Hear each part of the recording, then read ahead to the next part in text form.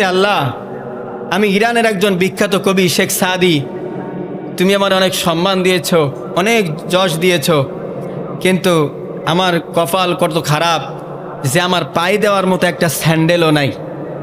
শুনছেন কে?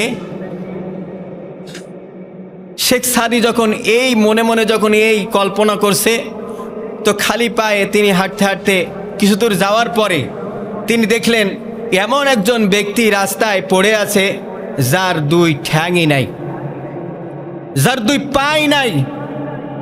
শেখ সাদি চোখের পানি ছেড়ে দিয়ে বলছে, আল্লাহ, আমি শেখ সাদি, আমি ভুল করে ফেলেছি। আল্লাহ, এই ব্যক্তির তো দুইটা পাই নাই। আল্লাহ, তুমি তোমার দুইটা পা দিয়েছো, জুতা তো পরে কিনলে কিনতে পারবো, কিন্তু তুমি তো আমার দুইটা পা দিয়েছো। আলহামদুলিল্লাহ আল্লাহ, তুমি আমাকে যেভাবেই রেখেছো এভাবেই আলহামদুলিল্লাহ, তো আল্লাহ তোমারই শুকরিয়া আদায় করি।